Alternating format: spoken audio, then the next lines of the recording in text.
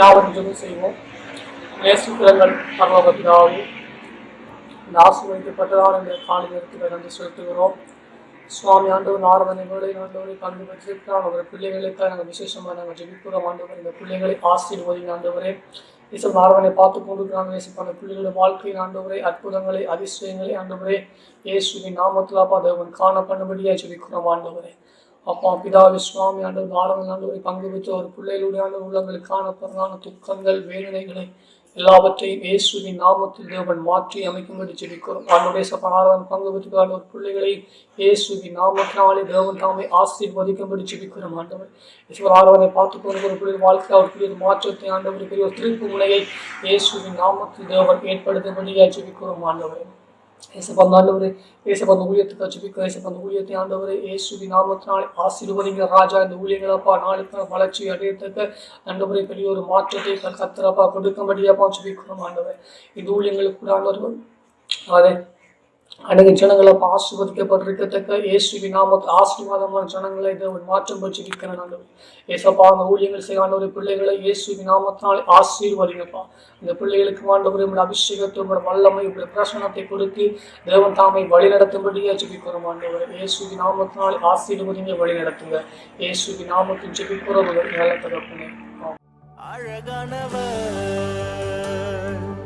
தூயவரே உயர்ந்தவரே என் அன்பே, அழகானவர்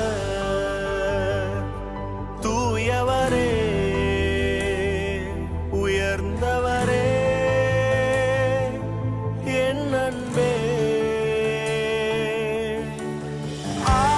ஆயிரங்களில் நீங்க அழகானவர்,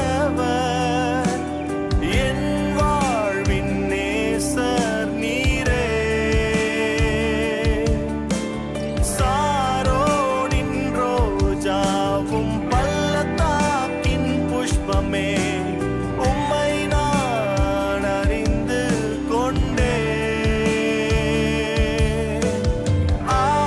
ஆயிரங்களில் நீங்க அழகானவர், என் வாழ்வின் நேசர் நீரே. சாரோனின் ரோஜாவும் பள்ளத்தாக்கின் புஷ்பமே, உம்மை நான் அறிந்து கொண்டேன். அழகானவர் தூயவரே உயர்ந்தவரே என் அன்பே. அழகானவர் தூயவரே உயர்ந்தவரே என் அன்பே. உங்களை பார்க்கணும், பாசத்தில் மூழ்கணும், இதுதான் என் ஆசை ஐயா.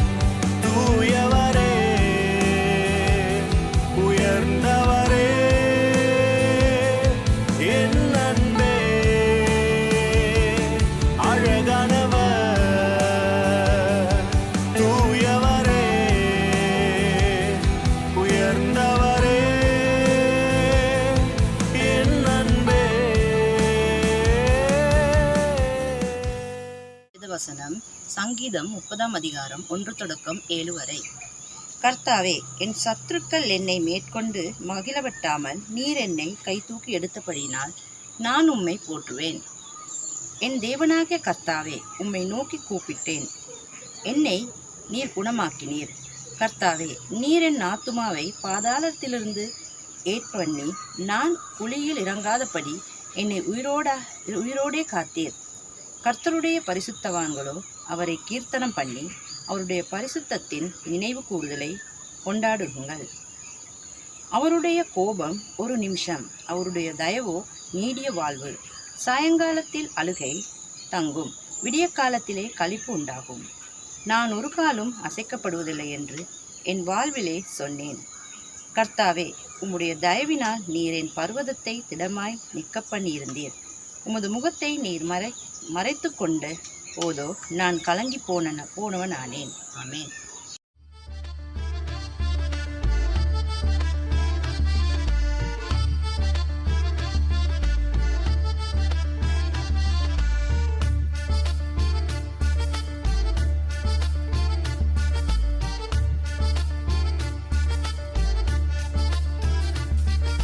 நிற்பதும் உங்க கிருப, நான் நடப்பதும் உங்க கிருப, நான் வாழ்வதும் உங்க கிருப, ஜீவன் இருப்பதும் உங்க கிருப.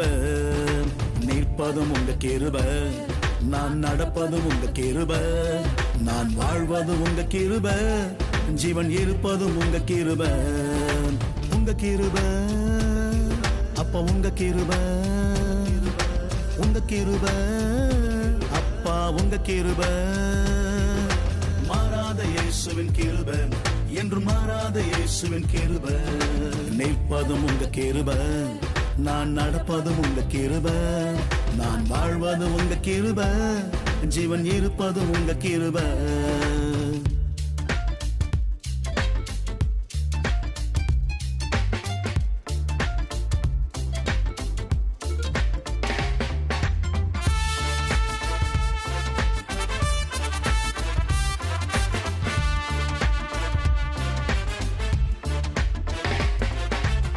தாழ்மையில் நினைத்தது உங்க கிருப, தயவாய் தூக்கினது உங்க கிருப. தாழ்மையில் நினைத்தது உங்க கிருப, என்னை தயவாய் தூக்கினது உங்க கிருப. வறுமையை போக்கினது உங்க கிருப, என்னை வாழ வைத்தது உங்க கிருப. வறுமையை போக்கினது உங்க கிருப, என்னை வாழ வைத்தது உங்க கிருப. உங்க கிருப, அப்பா உங்க கிருப, உங்க கிருப, அப்பா உங்க கிருப. இயேசுவின் கிருப, மாறாத இயேசுவின் கிருப, மாறாத இயேசுவின் கிருப, என்று மாறாத இயேசுவின் கிருப. நிற்பதும் உங்க கிருப, நான் நடப்பதும் உங்க கிருப, நான் வாழ்வதும் உங்க கிருப, ஜீவன் இருப்பதும் உங்க கிருப.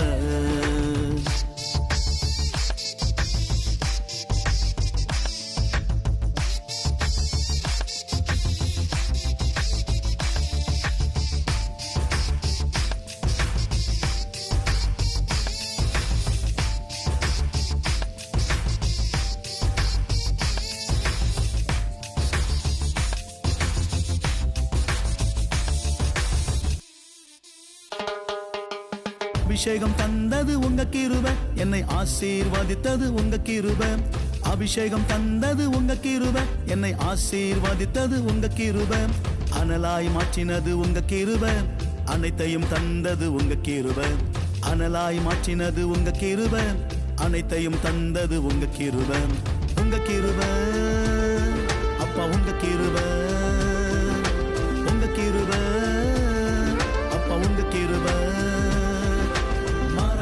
இயேசுவின் கிருப, மாறாத இயேசுவின் கிருப, மாறாத இயேசுவின் கிருப, என்று மாறாத இயேசுவின் கிருப.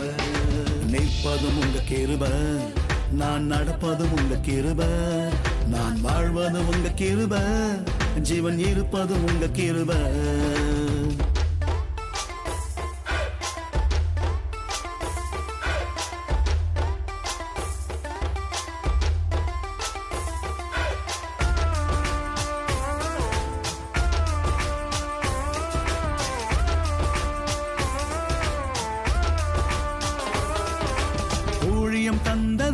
கிருப, என்னை உயர்த்தி வைத்தது உங்க கிருப. ஊழியம் தந்தது உங்க கிருப, என்னை உயர்த்தி வைத்தது உங்க கிருப. பெயர் சொல்லி அழைத்தது உங்க கிருப, பெரியவனாக்கியது உங்க கிருப. பெயர் சொல்லி அழைத்தது உங்க கிருப, என்னை பெரியவனாக்கியது உங்க கிருப. உங்க கிருப அப்பா, உங்க கிருப, உங்க கிருப அப்பா, உங்க கிருப. மாறாத இயேசுவின் கிருப, மாறாத இயேசுவின் கிருப, மாறாத இயேசுவின் கிருப, என்று மாறாத இயேசுவின் கிருப. நிற்பதும் உங்க கிருப, நான் நடப்பதும் உங்க கிருப, நான் வாழ்வதும் உங்க கிருப, ஜீவன் இருப்பதும் உங்க கிருப. நிற்பதும் உங்க கிருப, நான் நடப்பதும் உங்க கிருப, நான் வாழ்வதும் உங்க கிருப, ஜீவன் இருப்பதும் உங்க கிருப. உங்க கிருப அப்பா, உங்க கிருப, உங்க கிருப அப்பா, உங்க கிருப. மாறாத இயேசுவின் கிருப, மாறாத இயேசுவின் கிருப, மாறாத இயேசுவின் கிருப, என்று மாறாத இயேசுவின் கிருப. இன்றைய வேத வசனம் மாற்கு 5ஆம் அதிகாரம் 21 முதல் 24 வரை மற்றும் 35 தொடக்கம் 43 வரை. இயேசு படவில் ஏறி மறுபடியும் இக்கரைக்கு வந்து கடலோரத்தில் இருந்தபோது திரளான ஜனங்கள் அவரிடத்தில் கூடி வந்தார்கள். அப்பொழுது ஜெப ஆலய தலைவரில் ஒருவனாகிய யவீரு என்பவன் வந்து அவரை கண்டவுடனே அவர் பாதத்தில் விழுந்து, என் குமாரத்தி மரண அவஸ்தைப்படுகிறாள், அவள் ஆரோக்கியம் அடையும் படிக்கு நீர் வந்து அவள் மேல் உமது கைகளையும் வை, அப்பொழுது பிழைப்பாள் என்று அவரை மிகவும் வேண்டிக் கொண்டான். அவர் அவனோடே கூட போனார். திரளான ஜனங்கள் அவருக்கு பின் சென்று அவரை நெருக்கினார்கள். அவர் இப்படி பேசிக் கொண்டிருக்கையில் ஜெப ஆலய தலைவனுடைய வீட்டிலிருந்து சிலர் வந்து, உம்முடைய குமாரத்தி மரித்து போனால் இனி ஏன் போதகரை வருத்தப்படுத்துகிறீர் என்றார்கள். அவர்கள் சொன்ன வார்த்தையை இயேசு கேட்டவுடனே ஜெப ஆலய தலைவனை நோக்கி, பயப்படாதே, விசுவாசம் உள்ளவனாயிரு என்று சொல்லி பேதுருவையும் யாக்கோபையும் யாக்கோப்பின் சகோதரன் யோவானையும் தவிர வேறொருவரும் தம்மோடே வருகிறதுக்கு இடம் கொடாமல் ஜெப ஆலய தலைவனுடைய வீட்டிலே வந்து சந்தடியையும் மிகவும் அழுது புலம்புகிறவர்களையும் கண்டு உள்ளே பிரவேசித்து, நீங்கள் சந்தடம் பண்ணி அழுகிறதென்ன? பிள்ளை மரிக்கவில்லை, நித்திரையாயிருக்கிறார் என்றார். அதற்காக அவரை பார்த்து நகைத்தார்கள். எல்லாரையும் அவர் வெளியே போக பண்ணி பிள்ளையின் தகப்பனையும் தாயையும் தம்முடைய வந்தவர்களையும் அழைத்து கொண்டு பிள்ளை இழந்த இடத்தில் பிரவேசித்து பிள்ளையான் கையை பிடித்து தலீத் தாகூமி என்றார். அதற்கு, சிறு பெண்ணே எழுந்திரு என்று உனக்கு சொல்லுகிறேன் என்று அர்த்தமாம். உடனே சிறு பெண் எழுந்து நடந்தாள். அவள் 12 வயதுள்ளவளாயிருந்தாள்.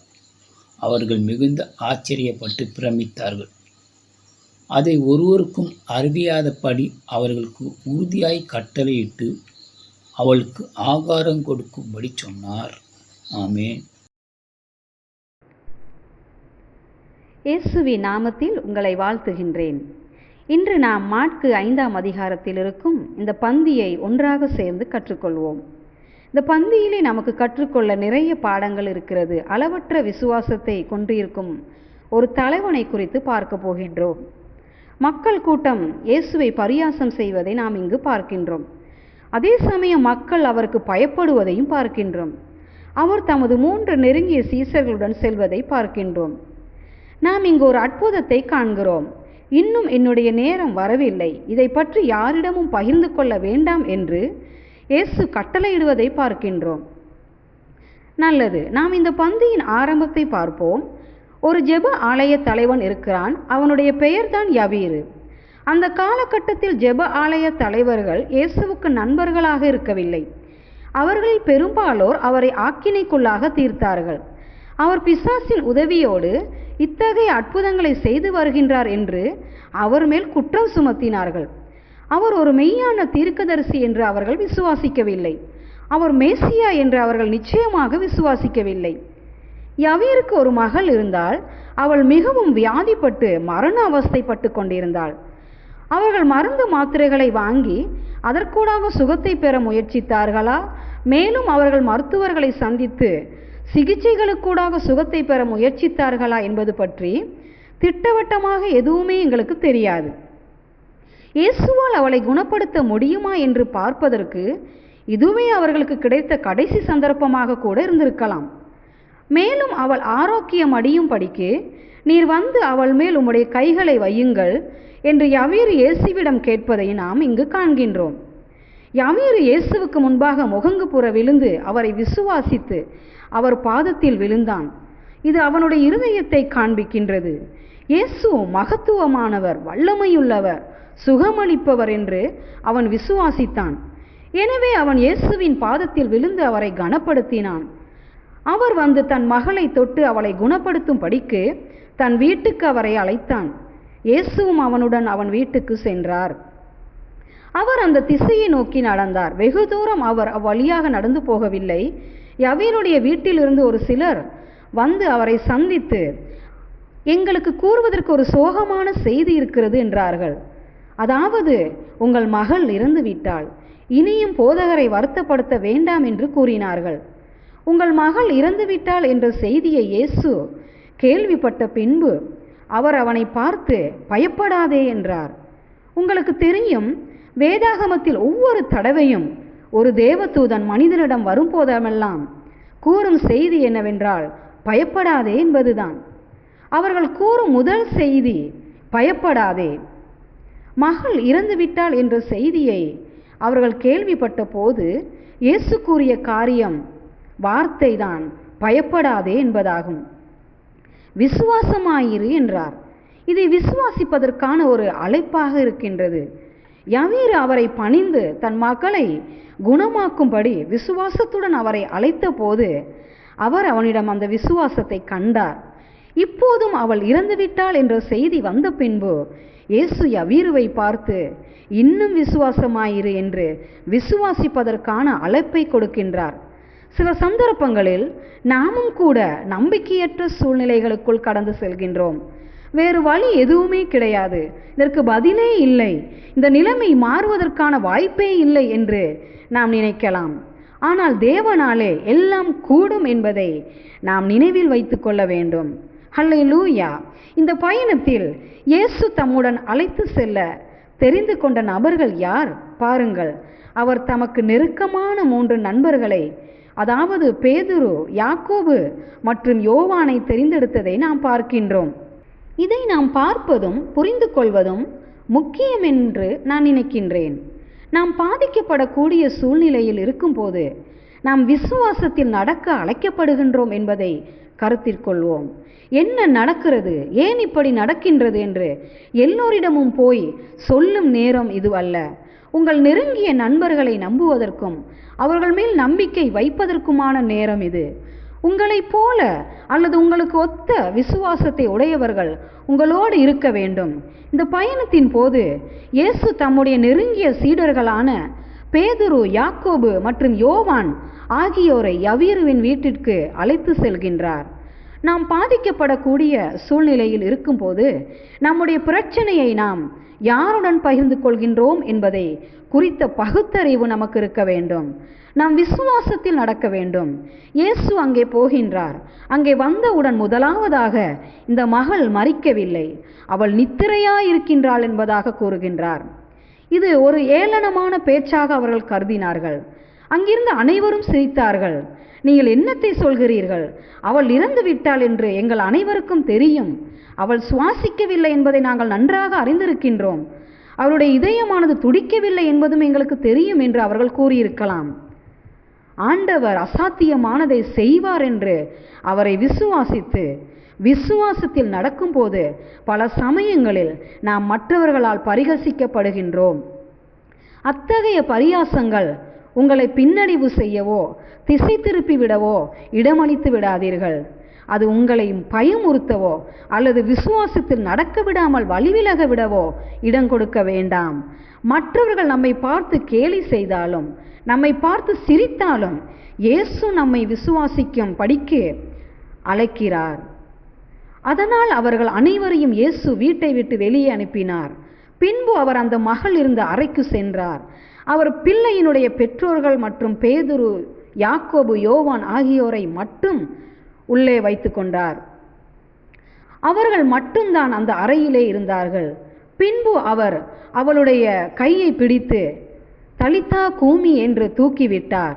அதன் அர்த்தம் சிறு பிள்ளையே எழுந்திரு என்பதாகும். தயவு செய்து இயேசு அவளை தொட்டதை கவனியுங்கள். இயேசு அப்பிள்ளையினுடைய கையை தொட்டார்.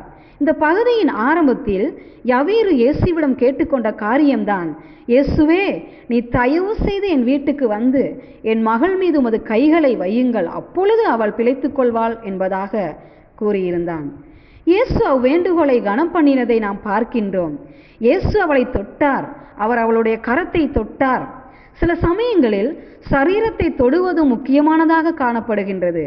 அவருடைய நாமத்தினால் தொட்டு அவருடைய சரீரத்தின் தொடுகையாக இன்னொருவரை தொட இன்று இயேசு உங்களில் யாரை அழைக்கக்கூடும் என்று நீங்கள் நினைக்கிறீர்கள்? பிறரது வாழ்வில் இயேசுவின் தொடுதலாக இருக்க நாம் எப்பொழுதும் தயாராக இருக்க வேண்டும். இயேசு அந்த சிறுமியை பார்த்து எழுந்திரு என்று சொன்னவுடனே உடனடியாக அந்த பிள்ளை எழுந்து நடக்க ஆரம்பித்தாள். அங்கே எந்தவித தாமதமும் ஏற்படவில்லை. சில சமயங்களில் தேவன் ஒரு அற்புதத்தை செய்யும் போது அது ஒரு நொடி பொழுதில் நடக்கும். இது உடனடியாக நடக்கும். அப்படிப்பட்ட ஒரு அற்புதத்தை தான் நாம் இங்கு பார்க்கிறோம்.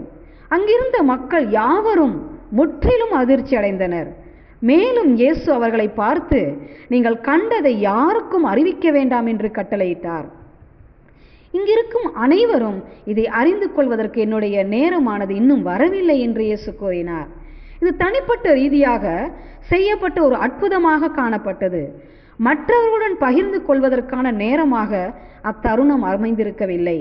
எனவே என்னுடைய கேள்வி என்னவென்றால், இன்று நாம் முகம் கொடுக்கும் எதிர்பார்ப்பற்ற சூழ்நிலைகளில் நமக்கு எத்தகைய விசுவாசம் தேவைப்படுகின்றது? சாத்தியமற்ற காரியங்களை மேற்கொள்ள எத்தகைய விசுவாசம் நமக்கு தேவைப்படுகின்றது? இங்கு சாத்தியமற்ற ஒரு சம்பவம் சாத்தியமாவதை அல்லது அற்புதம் நடப்பதை நாம் காண்கின்றோம். மரித்தவர்களை உயிரோடு எழுப்பும் இயேசுவின் வல்லமையை நாம் பார்க்கின்றோம். அதை விடவும் அசாத்தியமான காரியம் வேறு எதுவும் கிடையாது. ஒரு பிள்ளை மீண்டும் உயிர் பெறுகிறாள். அதைத்தான் நாம் இந்த பந்தியில் பார்க்கிறோம். நீங்கள் உங்கள் வாழ்க்கையிலே எதை எதிர்கொண்டாலும் அல்லது நான் என் வாழ்க்கையில எதை எதிர்கொண்டாலும் அவரால் மாத்திரம் செய்யக்கூடிய அற்புதங்களை எதிர்பார்த்து அவர் மேல் விசுவாசத்தை வைப்போம். உங்களாலோ அல்லது என்னாலோ மரித்தவர்களை ஒருபோதும் எழுப்ப முடியாது. சர்வ வல்லமையுள்ள தேவனால் மட்டுமே அப்படி செய்ய முடியும். இப்போதும் நம் வாழ்வில் நடக்கும் எல்லா கடினமான சூழ்நிலைகளிலும் நமக்கு அவரை விசுவாசிக்க முடியும். உங்கள் வலியை அவரிடம் கொண்டு வாருங்கள். உங்கள் துயரங்களையும் அவரிடம் கொண்டு வாருங்கள். உங்கள் பயங்களை ஆண்டவராகிய இயேசுவிடம் கொண்டு வாருங்கள். அவர் இன்று நம்மோடு கூட இருக்கிறார். மேலும் அவரால் அசாத்தியமான காரியங்களை செய்ய முடியும். அவரை முழுமையாக விசுவாசியுங்கள். ஆமேன். நன்றி சொல்லி துதிக்கிறோம். நாதனே உம் நன்மைகளை நினைக்கிறோம். நன்றி சொல்லி துதிக்கிறோம்.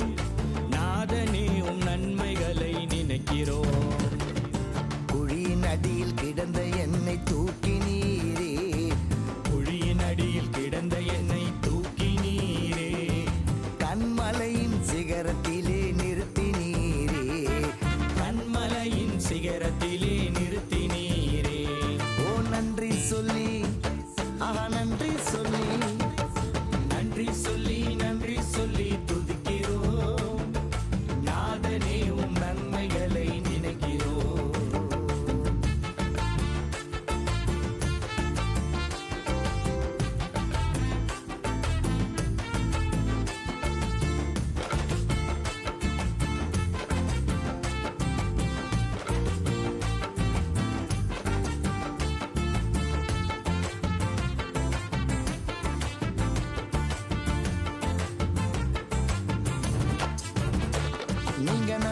செய்ததால் நான் நன்றி சொல்கிறேன். கண்மணி போல் காத்ததினால் துதித்து பாடுவேன். நீங்க நன்மை செய்ததால் நான் நன்றி சொல்கிறேன். கண்மணி போல் காத்ததினால் துதித்து பாடுவேன். என் கால்கள் சறுக்கி விழும்போதும் தாங்கி நின்றவரே, என் கால்கள் சறுக்கி விழும்போதும் தாங்கி நின்றவரே, நான் குழியில் விழுந்த போதும் என்னை தூக்கி விட்டீரே. நான் குழியில் விழுந்த போதும் என்னை தூக்கி விட்டீரே. நீங்க செய்த நன்மை நினைக்கும் போது இதயம் கணக்குது. உம்மை துதித்து புகழ்ந்து பாடுவதால் இதயம் இனிக்குது. நீங்க செய்த நன்மை நினைக்கும் போது இதயம் கணக்குது. உம்மை துதித்து புகழ்ந்து பாடுவதால் இதயம் இனிக்குது. நன்றி சொல்லி துதிக்கிறோம். நாதனே உம் நன்மைகளை நினைக்கிறோம். நன்றி சொல்லி துதிக்கிறோம். நாதனே உம் நன்மைகளை நினைக்கிறோம்.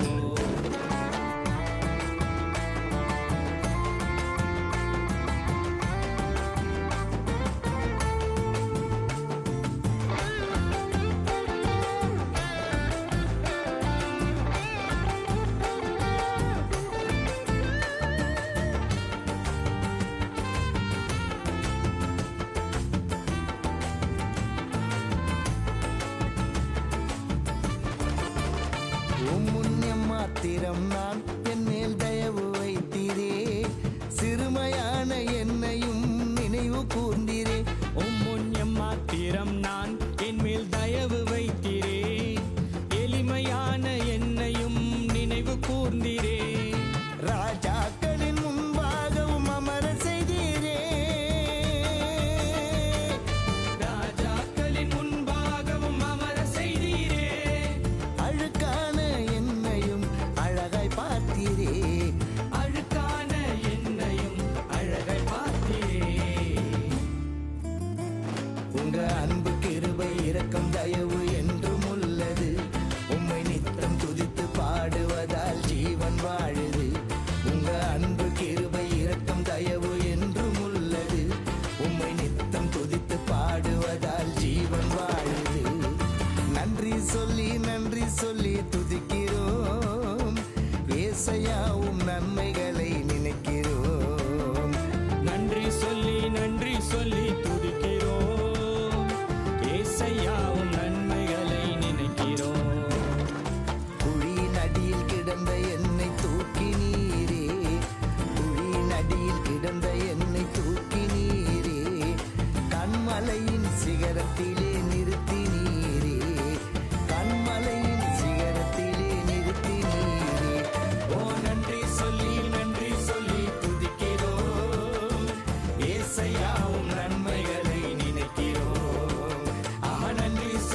நன்றி சொல்லி துதிக்கிறோம். ஏசையாவும் நன்மைகளை நினைக்கிறோம். நல்லது, நாங்கள் ஜெபம் பண்ணுவோம். பரிசுத்தமான நல்ல ஆண்டவரே, இயேசுவின் நாமத்தினால சுவாமி ஐயா, இப்படியாக ஒரு ஆராதனையில் கலந்து கொள்ள கொடுத்த கிருபைக்காய் உமக்கு நன்றி செலுத்துகிறோம். ஆண்டவரே சுவாமி, உம்மை துதிக்க உம்மை நமஸ்கரிக்க நீர் தந்த கிருபைக்காக நன்றி. அதே போல கேட்ட வார்த்தைக்காக உமக்கு நன்றி செலுத்துகிறோம். அந்த வார்த்தையின் பிரகாரம் எங்களுடைய வாழ்க்கையை நாங்கள் சரி செய்து கொள்ள, கர்த்தருக்குள்ளாய் இன்னும் எங்களை கட்டி எழுப்பிக் கொள்ள நீர் எங்களுக்கு உதவி செய்வீராக. கர்த்தாவே, ஒவ்வொருவருடைய இருதயத்திலும் அந்த வார்த்தை ஆழமாய் பதியும்படியாக ஜெபிக்கிறேன் ஆண்டவரே. அதே போல இந்த காலங்கள்ல சுவாமி நாங்க பார்க்கிறோம், பொல்லாத விபரீதமான காரணங்களுக்கு முகம் கொடுத்து கொண்டிருக்கிற சூழ்நிலை ஆண்டவரே. இப்படியாப்பட்ட சந்தர்ப்பத்திலும் எங்களுடைய விசுவாசத்தை இழந்து விடாதபடி ஆண்டவரே கர்த்தாவே உம்மை நோக்கி பார்க்க உதவி செய்யுங்க ஆண்டவரே. இப்படியான இக்கட்டான சூழ்நிலையில உம்முடைய பிள்ளைகளை நீர் போஷித்து வழி நடத்தும்படியாய் ஜெபிக்கிறேன் ஆண்டவரே. ஐயா, இந்த காலத்துல இருக்கிறதான சவால்களை கண்டு சோர்ந்து விடாதபடி கர்த்தருக்குள் தங்களை அவர்களை கட்டி எழுப்பிக் கொள்ள நீர் உதவி செய்வீராக. இயேசுவின் நாமத்தினால இந்த உலகம் முழுவதிலும் இருக்கிற எல்லா ஜனங்களையும் ஒப்பு கொடுக்கிறோம். அவர்களை ஆசீர்வதிங்க ஆண்டவரே. ஐயா, நாங்க அனுபவிக்கிற இந்த சமாதானம் சந்தோஷத்தை அவர்களை அனுபவிக்கத்தக்கதாக உம்முடைய கிருபையை நீர் அவர்களுக்கு கட்டளையிடுவீராக.